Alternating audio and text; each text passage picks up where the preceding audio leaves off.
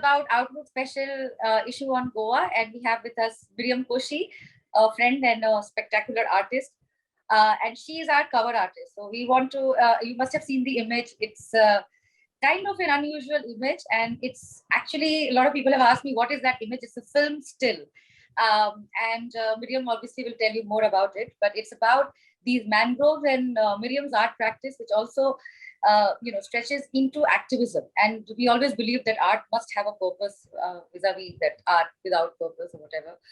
But Miriam is here to talk about that covered image and how, what is that film about? And obviously this film will also be on Outlook's website and you can see it, and how a group of artists, actually an art collective, has been trying to save the mangroves in Goa. And Goa actually faces an ecological disaster in terms of all these real estate buildings that have come up and all kinds of things. And obviously there's this other politics of other kind. And in between you have this oasis of hope with the art collective, and how they're trying to save the mangroves. And I have gone to those mangroves and I've seen from a distance how they've done it. So here's Miriam, and Miriam will talk more about how this film came about and how it was to work on this issue with us. So the film is called Mandrave, Encircling the Loss. And it's a film which we created with a lot of hope, and also as an act of collective mourning. There's a lot that's happening in Goa. There's a lot of urban pressure, and it's resulting in a lot of our green infrastructure being destroyed in a very haphazard manner. So this particular stretch of mangroves runs parallel to the Panjim-Bamboli highway.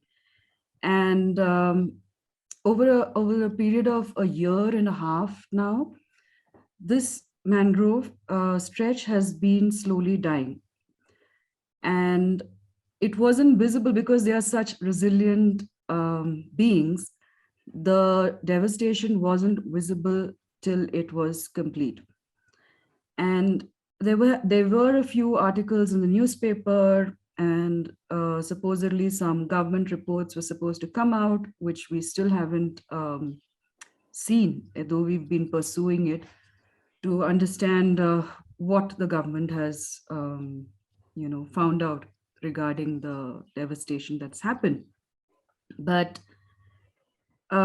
it's very painful to see this, because this is, of course, we have worked with the mangroves here, but this is a story across everything that's happening in Goa, right from the mangroves to the Khazan system. Everywhere we have reclamation, blocking of waterways, and a grave and imminent danger of flooding, compounded by climate change.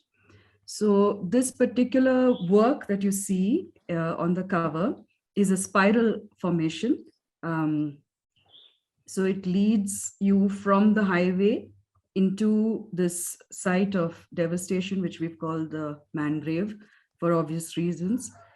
And the spiral was a collaborative effort created with the community classroom, a lot of concerned citizens, environmentalists, architects, artists. All of us got together because this wounding that is taking place repeatedly, and it has no outlet as such. It has no place where we can sit together and witness it collectively, acknowledge it and mourn it, and understand how we have a role to play in it and what we can do to change what's happening. So this spiral was made with bamboo in the mangrove site. We draped it with gauze, which is a material that I work with. Yeah. Yeah, so for me, gauze is a very poetic material, and it is also a symbol of healing. So we draped it around the spiral as a prayer flag, And leading the eye to the spiral are these trees, which we again um, put these red cloth bands on.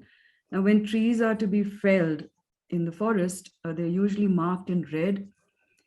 But this being a mangrove and protected by under Schedule 1, you can't really cut it down. But the intention behind the act is clear. So we have marked these trees in red, indicating that these are to be cut down once they're declared a wasteland.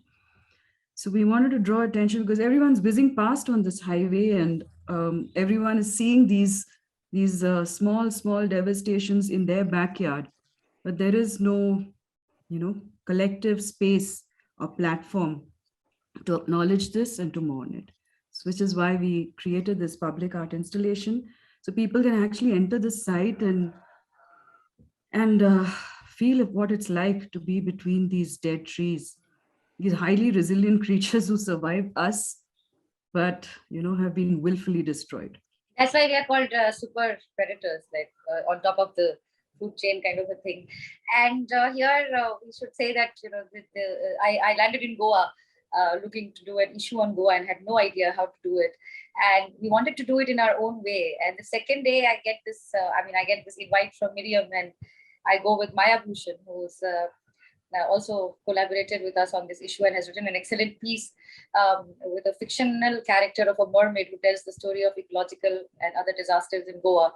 And I was watching the film, and that's where we saw this thing, and it was spectacular. And I think that's when we decided that this is the cover, and it gave us this direction in terms of going about how to curate an issue on Goa, like not looking at, although we have looked at it, but we're not going to call how this becomes this Beverly Hills and all this lifestyle kind of a thing, because we wanted to do something real, and we wanted to get Goans to participate in it rather than us going and kind of, my role was only to curate it. And I think Miriam's film and the collective over there, when they talked about things, I think that gave us a very, very interesting direction. And I think I met Elsa, Paul, who have all contributed in this magazine, and Claude, we and Priyal, whose poems you will read over the weekend.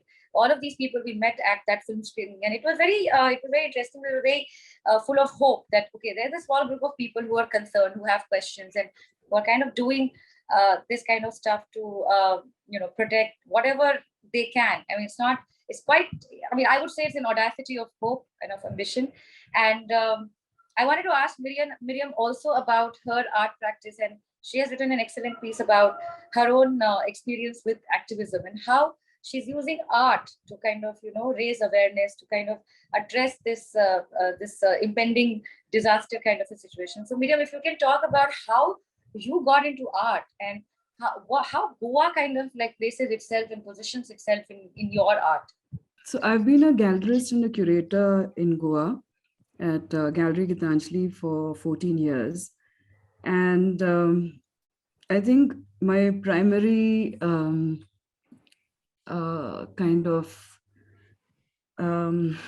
my preoccupation as such in curating at Gallery Gitanjali was to bring about an engagement with art, and to bring the community in, and not to make it this kind of intimidating space, but a space where they can actually come discuss. So we had film clubs, book clubs, a lot of activities which would engage the community. So this is kind of how I began in Goa. But around 2018, I decided I wanted to focus on my own art practice. And this is when I started, working closely with nature. So my own art practice, I work a lot with eco-dyeing, cyanotypes, all these processes, natural dyes. I paint with soil, etc. During the pandemic, we'd gone, me and two friends, we'd gone to Mole, to Bhagwan Mahavir Sanctuary, to see what was actually happening. And I think Uh, Around that time, also, Aamche Mangrove was a huge citizen movement, which kind of brought forth everyone and raised a lot of concern and awareness and protest against what was happening over there, uh, and asked for the shutdown of those three projects. So I was part of an online residency, um, Altamira, which was called Mandalas for Mole. And we were a group of, I think, around 30 or so artists. And we all, uh, worked in our own ways to uh, to speak of, to express what we felt with, what was happening. And I think at this time, it was when this practice of collective mourning, healing practices, and ritual art came into my process. So I had a mango tree, which Yeah, I was was going to come to that actually, the cyclone yeah, thing. yeah. So that was again, a victim, one of the many victims of superstorms of climate change, which are coming about. And Tautake took the tree down, and for some reason that really, really unsettled me, and made me feel uh, I don't know, kind of devastated.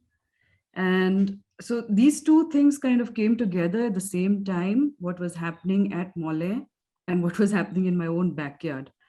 So we replanted the tree, Jack and I, with the help of a lot of advice from the community. And in the replanting of that tree, we had to prune, around 50% of the tree. It was a large old mango tree, and a lot of these pieces of branches. And I somehow didn't want to kind of give them away as firewood.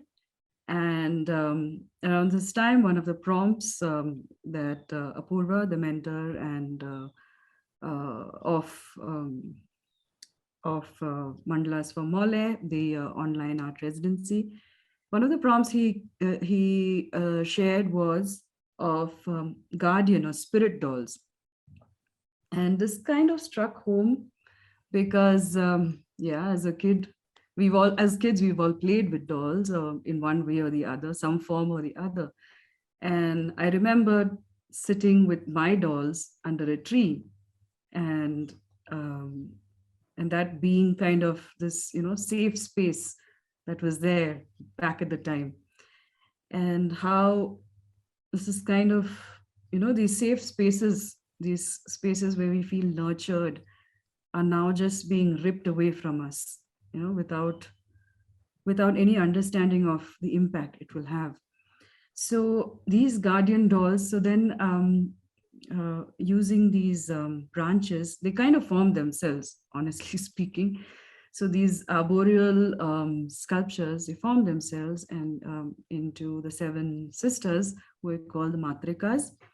And to me, they were my companions in this journey. And um, and then when they were formed, and when I was thinking of the mandala that I wanted to make, I felt that, I didn't want to do this alone.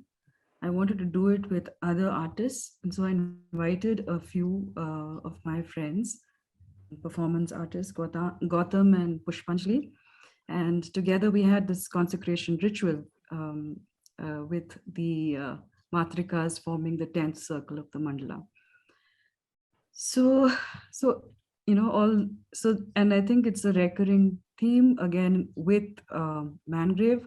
You can see the mandala formation where you had matrikas in mandalas for Mole, recentering to the core. In this, again, it's a circular formation.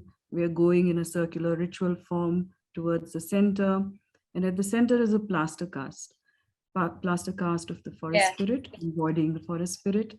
yeah, And she's about mourning and surveying what has happened. she's also gathering people in, to be to kind of acknowledge what has happened. So in both, I feel both have been portals. They have been mandalas for healing, but they've also been portals for recentering and for us to kind of not feel alone in the entire process. No, I just wanted to also add that it was a lot of fun, this curating this Goa issue. I was there for, I think I've been there for twice, like for long periods of time. And just to meet these people, and obviously Miriam and Jack have played a big role in terms of this issue, along with Maya Bhushan. And Miriam, of course, the poetic and the art side. Jack took me around, explained to me everything, new conquest, old conquest, and that's how we ended up at Ponda and how we got the interview, and and everything explained by the people, and they were so welcoming in terms of like an outsider coming in and kind of not, I mean, giving their time to kind of explain to us all these things. Otherwise, we would not have understood. We always looked at Goa as this slice of paradise, holiday destination, all of these things. But we never kind of knew that this is happening over there, and there's a lot of these people, and that's why I think the whole thing is also about hope and faith. And yeah, so we wanted to thank Miriam for her like all the stills, and she's been very patient with us. And there are these great photos that we have also taken online of the film, and the stills from the film from where this cover came from. And we decided to take this on the cover as a very stark image. It's very unlike Goa, because Goa you are used to seeing beaches and these kinds of things, but this is an image that makes you pause and kind of also it's a kind of image that would lead you to kind of wonder, maybe even watch the film, and maybe there will be a little bit of upsetting that will happen and kind of make you think. I think that's what the intention was. And the intention is to question what we value. And what we can do as artists, writers, as anyone who's there. I mean, whether it's an insider, outsider, whoever, and how we can do it. And I think I learned a lot in the process. And so that's the story of the cover, which is quite intriguing in terms of a spectacular when you zoom in. And we have headlined this Lost, Found, Lost, because Goa was lost and found again, and now again it's on the verge of getting lost. And the question is how long they can resist this onslaught of money and this other kind of politics that is coming in, which obviously you'll read more about in the issue. But to begin with, we have discovered and we have Miriam. So thank you, Miriam.